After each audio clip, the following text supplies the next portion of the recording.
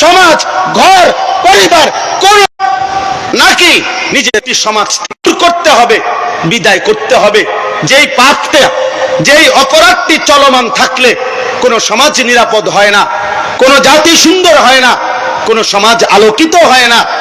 এই অপরাধ, এটাকে দমন করা, কঠোর হস্তে নিয়ন্ত্রণ করা, এটা ছাড়া একটি সমাজ কখনোই আলোকিত হয় না।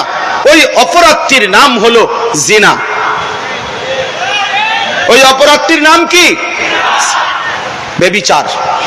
নারী পুরুষের, ছেলে মেয়ের অবাধ মেলামেশা, নারী পুরুষের, ছেলে মেয়ের অবাধ চলাফেরা, আল্লাহর বিধান, শরীয়তের বিধান লঙ্ঘন করে ছেলে মেয়ে, নারী পুরুষ তাদের হারাম যে কোনো রকমের সম্পর্ক, এটা খোদার কসম, এটা চলমান রেখে, এটা চালু রেখে, এটা অবাধে এটা করতে দিলে ওই সমাজ আলোকিত হয় না, ওই সমাজ সুন্দর হয় না, ওই সমাজ আলোকিত হয় না। এই জন্য মহান আল্লাহ পাক রব্বুল আলামিন তিনি নারী সৃষ্টি করেছেন, তিনি পুরুষ সৃষ্টি করেছেন, তিনি উভয়টা সৃষ্টি করেছেন। ফাখালাকা মিনহু যাওজাইনি যাকারা ওয়াল উনসা ওয়া খালাকনাকুম আজওয়াজা ওয়া মিন আয়াতিহি আন খালাকা লাকুম মিন আনফুসিকুম আজওয়াজা ইয়া আইয়ুহান নাসু ইত্তাকু রাব্বাকুম আল্লাযী খালাকাকুম মিন নাফসিন ওয়াহিদা ওয়া খালাকা মিনহা যাওজাহা। আল্লাহ বলেন নারী পুরুষ এ তো রব্বুল আলামিন সৃষ্টি করেছেন, অতএব নারীর প্রয়োজনীয়তা তো আল্লাহ তাআলা সৃষ্টি করেছেন, পুরুষের প্রয়োজনীয়তা আল্লাহ তাআলাই সৃষ্টি করেছেন, নারীর চাহিদা আল্লাহই সৃষ্টি করেছেন, পুরুষের চাহিদা আল্লাহই সৃষ্টি করেছেন। প্রত্যেকটা পুরুষ এবং নারী মহান আল্লাহ তাআলার সৃষ্টি, অতএব মহান আল্লাহ যিনি সৃষ্টি করেছেন, বাস্তবতা এটাই, যিনি প্রোডাক্ট করেন, যিনি মাল উৎপাদন করেন, যেই কোম্পানি পণ্য বাজারজাত করে, ওই কোম্পানি ওই পণ্যের গুণাগুণ, ওই পণ্যের উৎপাদন, ওই পণ্যের ব্যবহার বিধি, ওই পণ্য কোথায় রাখবে, কেমনে থাকবে, এর সার্বিক দিক নির্দেশনা ওই কোম্পানি বলে দেয়। আর ওই কোম্পানির দিক নির্দেশনা মেনে চলার মধ্যেই নিরাপত্তা, শান্তি, এটাই বাস্তবতা। এই জন্য সিরাপের বোতলে লেখা থাকে শিশুদের নাগালের বাইরে রাখুন, সিরাপের বোতলের মধ্যে লেখা থাকে ঠান্ডা ও শুষ্ক স্থানে রাখুন। তাহলে এটা যারা উৎপাদন করছেন তারাই ভালো বলতে পারেন। তো মহান আল্লাহ পাক রব্বুল আলামিন তিনি তো নারীকে সৃষ্টি করেছেন, তিনি তো পুরুষকে সৃষ্টি করেছেন। তাহলে নারী পুরুষের এই সৃষ্টি যিনি করলেন, সেই মহান আল্লাহ পাক রব্বুল আলামিন তিনি তো পুরুষের কার্য কি, পুরুষের চলাফেরার অবস্থান কি, পুরুষের জীবন চলার গতিবিধি কি, সেটা আলাদা আল্লাহ বলে দিয়েছেন। আবার নারীর অবস্থান করবে কোথায়, নারীর জীবন চলবে কোন পরিমণ্ডলে, নারীর জীবনের জন্য কি কি বিধি নিষেধ, পুরুষের জন্য কি বিধি নিষেধ, এটা মহান আল্লাহ পাক রব্বুল আলামিন উল্লেখ করেছেন। এই জন্য তাফসীরে মাআরিফুল কোরআনে আমাদের এই ভারতীয় উপমহাদেশের শ্রেষ্ঠতম বুজুর্গ আলেমে দ্বীন মুফতি শফি রহমাতুল্লাহ আলাইহি তিনি বলছেন যে নারী পুরুষের অবস্থান, নারী পুরুষের স্বভাব, নারী পুরুষের রুচি, নারী পুরুষের চাহিদা, নারী পুরুষের জীবন চলার প্রতিটা পদক্ষেপ যেহেতু মহান আল্লাহ পাক তিনি সৃষ্টি করেছেন, তিনি আলাদা বর্ণনা করেছেন। এই নারী পুরুষের আল্লাহ প্রদত্ত এই বাধা, আল্লাহ প্রদত্ত এই বেড়া, আল্লাহ প্রদত্ত এই দেওয়াল ডিঙ্গিয়ে নারী পুরুষের সর্বোচ্চ যেই জুলুম, যেই অপরাধ, নারী পুরুষের দ্বারা সর্বোচ্চ যেই পাপটি হয়ে থাকে, যেটা আল্লাহর বিধান, বাস্তবতা এবং আল্লাহ তাআলার হুকুম আহকামকে সম্পূর্ণভাবে বিসর্জন দিয়ে সর্বোচ্চ যেই পাপে গিয়ে নারী আর পুরুষ লিপ্ত হয়, সেই অপরাধের নামই হচ্ছে জিনা, জিনা, ব্যভিচার। আর এই জিনা এবং ব্যভিচার কোন ব্যক্তি, কোন সমাজ, কোন অঞ্চলে চলমান অবস্থায় ওই সমাজ নিরাপদ হয় না, ওই সমাজ আলোকিত হয় না, ওই সমাজ পবিত্র হয় না, ওই সমাজের নিরাপত্তা থাকে না। ওই সমাজের মধ্যে, মানুষের মধ্যে দুঃখ, দুর্দশা, পেরেশানি আর অস্থিরতা লেগেই থাকে। হাদিসের মধ্যে আছে, রাসূলুল্লাহ সাল্লাল্লাহু আলাইহি ওয়াসাল্লাম ইরশাদ করেছেন, লাম তাজহারিল ফাহিশাতু ফি কওমিন হাত্তা ইউলিনু বিহা ইল্লা ফাশা ফীহিমুত তাউন ওয়াল আওজাউল্লাতী মাদাত ফি আসলাফিহিম আল্লাযীনা মাদাউ। নবী সাল্লাল্লাহু আলাইহি ওয়াসাল্লাম বলেন, কোন কওমের মধ্যে যদি জিনা এবং ব্যভিচার ছড়িয়ে পড়ে, নারী পুরুষের অবাধ মেলামেশা ব্যাপকভাবে ছড়িয়ে পড়ে, হারাম চলাফেরা যদি ছড়িয়ে পড়ে, হারাম সম্পর্ক যদি ব্যাপক হয়ে পড়ে, আল্লাহর কসম নবী বলছেন সেখানে অবশ্যই মহামারী, দুর্ভিক্ষ, খাদ্যের অভাব, মানুষের জান মালের নিরাপত্তা বিঘ্নিত হয়ে যায় এবং এমন এমন মুসিবত দেখা দেয় যা পূর্ববর্তীদের মধ্যেও যুগ যুগ ধরে ছিল না। এমন নিত্য নতুন আযাব গজব এসে ওই সমাজের মধ্যে আপতিত হয়। আল্লাহর নবী সাল্লাল্লাহু আলাইহি সাল্লাম বলেছেন, যদি কোনো সম্প্রদায়ের মধ্যে জিনা এবং ব্যভিচার ব্যাপক হয়ে যায়, নারী পুরুষের অবাধ চলাফেরা, অবাধ হারাম মেলামেশা, অবাধ হারাম সম্পর্ক ছেলে মেয়ের যদি ব্যাপক হয়ে যায়, আল্লাহর নবী সাল্লাল্লাহু আলাইহি ওয়াসাল্লাম বলেছেন, ইল্লা কাসুরা ফীহিমুল মাউত।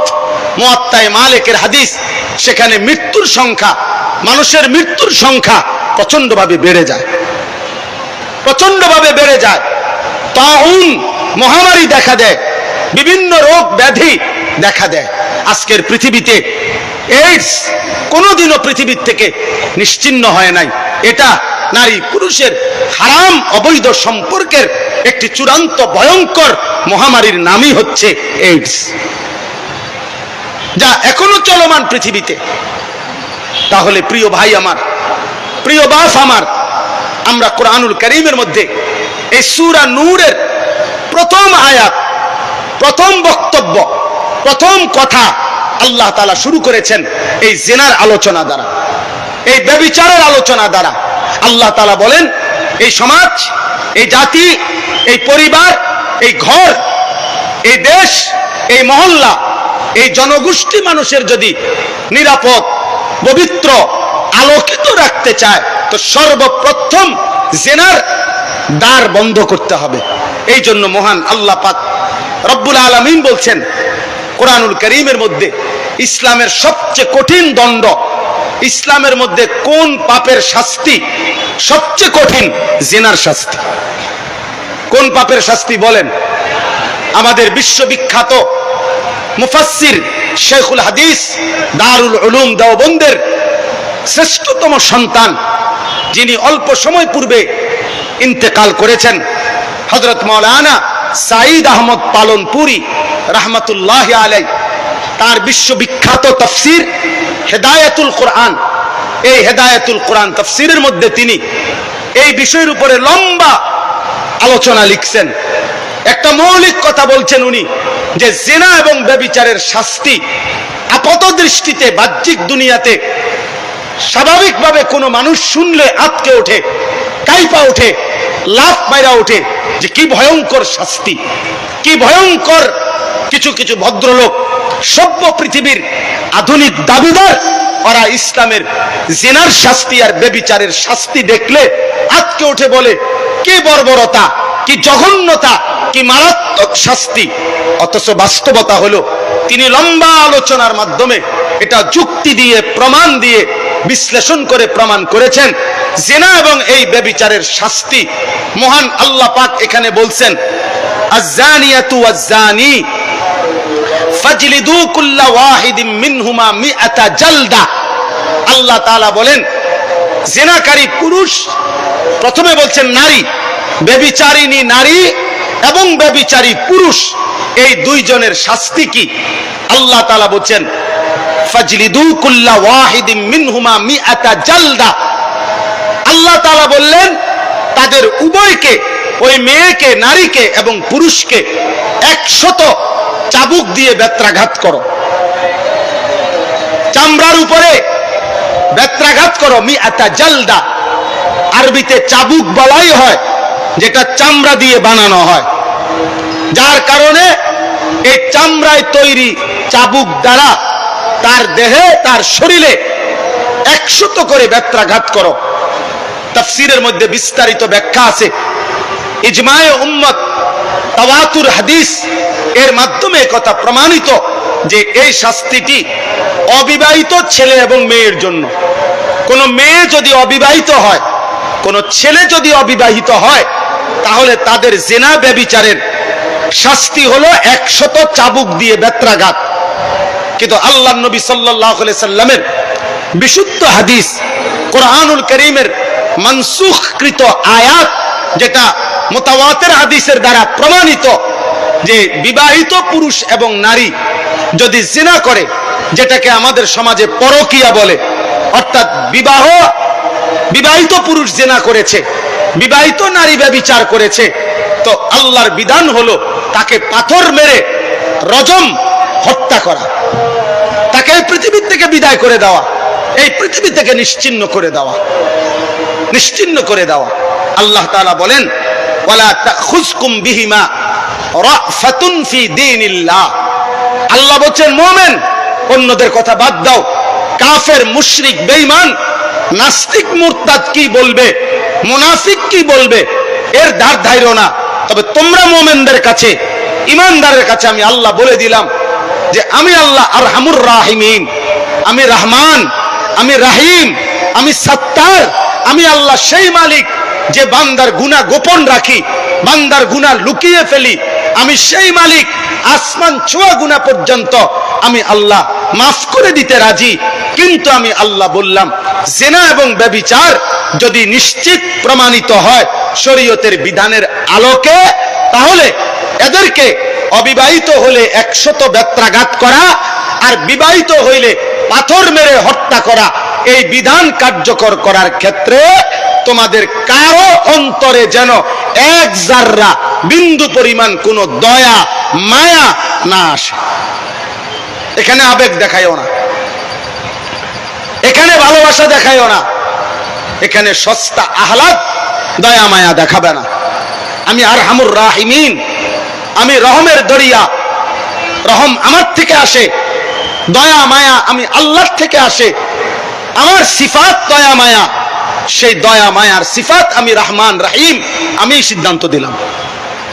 এমন জঘন্য, এমন নাফরমান আমার জমিনে থাকার অধিকার নাই, অধিকার নাই। এরপরে আল্লাহ তাআলা বলছেন, কোন মানুষের জন্য শারীরিক শাস্তি এটা যেমন তার জন্য কষ্টকর, মানুষের উপস্থিতিতে লজ্জা পাওয়া এটাও তার জন্য অনেক বেশি কষ্টকর। একে তো ফিডা খাইলো, আবার এতগুলো মানুষ দেখলো, এতগুলো মানুষ শুনলো। এই জন্য আল্লাহ তাআলা এই শাস্তিটার উপরে আবার বলছেন, ওয়ালিয়াশহাদ আযাবাহুমা তাইফাতুম মিনাল মুমিনিন। মুমিনদের একটা দল, একটা ভারী জামাত মুমিনদের যেন এই নাফরমান পাপীদের, জিনাকারী ছেলে মেয়ে, পুরুষ নারী, এদের শাস্তি কার্যকর করার সময় তারা যেন সশরীরে সচক্ষে উপস্থিত থাকে, তারা যেন দেখে, তারা যেন দেখে। এতে করে অবিবাহিত এই ছেলে মেয়ে যদি বেত্রাঘাত খায়ও, আজীবন লজ্জিত হবে যে আমি কি করলাম, কতগুলো মানুষের সামনে বেইজ্জতি হলাম, অপমানিত হলাম। আর দ্বিতীয়ত, এই মানুষগুলো যারা দেখলো, তারা জীবনের তরে সবক পাইয়া গেল, তারা জীবনের তরে উপদেশ হাসিল করলো যে এমন জঘন্য পাপের কাছেও যাওয়া যাবে, কাছেও যাওয়া যাবে না। এরপরে মহান আল্লাহ পাক রব্বুল আলামিন বললেন, এই বিষয়টা মাঝখানে বলে দিলেন, ইন কুনতুম তুমিনুনা বিল্লাহি ওয়াল ইয়াউমিল আখির।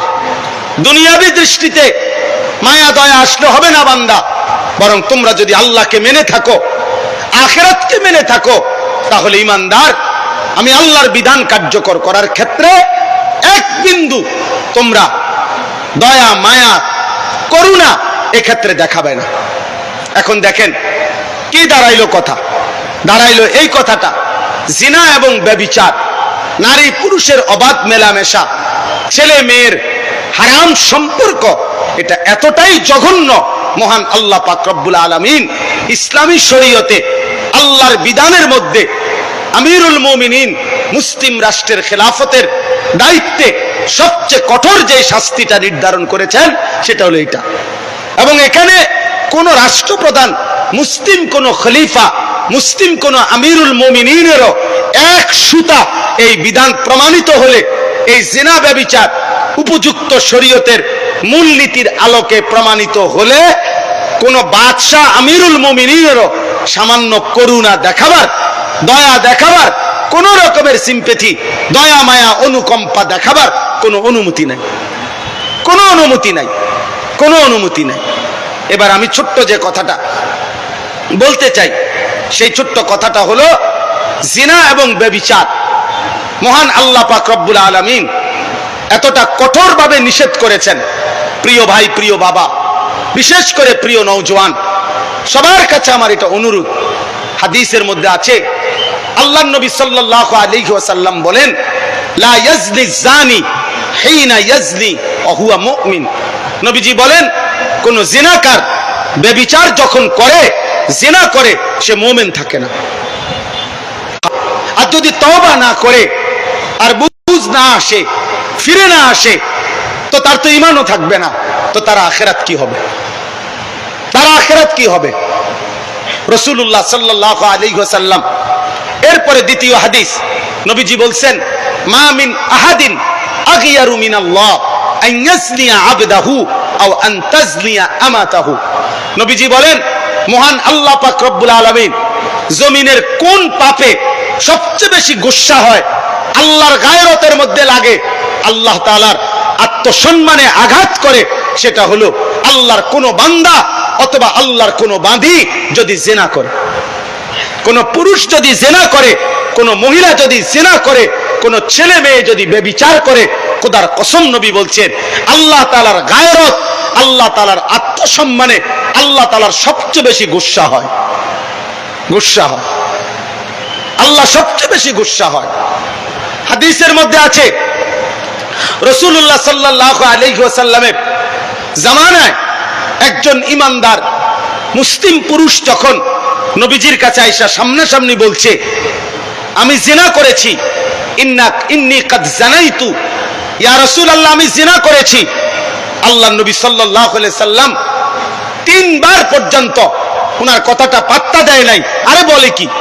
উনি যখন তিনবারের পরে আবারও বলছে, নবীজি অবাক হয়ে বলতেছেন, আবিকা জুনুন, আরে তুমি কি পাগল নাকি? তোমার মধ্যে কি পাগলামি আছে নাকি? তোমার মাথায় সমস্যা নাকি?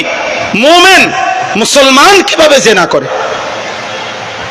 মুসলমান এটা বলে কেমনে? আবার মুসলমানের দ্বারা এটা হয় কিভাবে? তাহলে বোঝা গেল রাসূলুল্লাহ সাল্লাল্লাহু আলাইহি ওয়াসাল্লাম অবাক হয়ে গেলেন, আশ্চর্য হয়ে গেলেন যে একজন মুমিন কিভাবে জিনা করে। অতঃপর চারবারের স্বীকৃতিতে যখন সেটা চূড়ান্ত প্রমাণিত হয়েছে আর তিনি বিবাহিত ছিলেন, তো আল্লাহর নবী সাল্লাল্লাহু আলাইহি সাল্লাম তাকে এই রজম পাথর মেরে হত্যার নির্দেশ দিয়েছেন। সাহাবায়ে কেরাম সেই আদেশ কার্যকর করেছে। নবীজি সাল্লাল্লাহু আলাইহি সাল্লামের জামানায় একাধিকবার পাথর মেরে জিনাকারের শাস্তি কার্যকর হয়েছে। হযরত আবু বকর সিদ্দিকের জামানায় কার্যকর হয়েছে, হযরত ওমরের জামানায় কার্যকর হয়েছে। অতএব ইসলামের এটা একটা মুতাওয়াতির অকাট্য বিধান। এখানে কোন রকমের দয়া মায়া দেখাবার কোনো সুযোগ নেই। বাকি শর্ত আছে, জিনা প্রমাণিত হওয়ার শর্ত আছে, জিনার শাস্তি কার্যকর করবে কে এটা শর্ত আছে। যেন তেন যাকে তাকে বলা হয় না। আমি সময়ের কারণে পুরোটা বলতেছি না আর কি, কিন্তু নিয়ম যথাযথ শরীয়তের বিধিবিধান বিস্তারিত এর মধ্যে আরো আছে। আপনি পুরা বিধান শুনে এর সকল দিক বিশ্লেষণ করে একজন ইনসাফগার, ন্যায়পরায়ণ, বিবেকবান মানুষ বলবে যে আল্লাহর বিধানটাই সঠিক, আল্লাহর বিধানটাই যৌক্তিক, আল্লাহর বিধানটাই ইনসাফপূর্ণ। কোরআনুল কারীমের মধ্যে আছে, কোরআনুল কারীমের মধ্যে কথা স্পষ্ট আছে, ওয়ালাকুম ফিল কিসাসি হায়াতুন ইয়া উলিল আলবাব। অন্যায়ভাবে যদি কেউ কাউকে হত্যা করে তাহলে তার শাস্তি স্বরূপ ওই হত্যাকারীকেও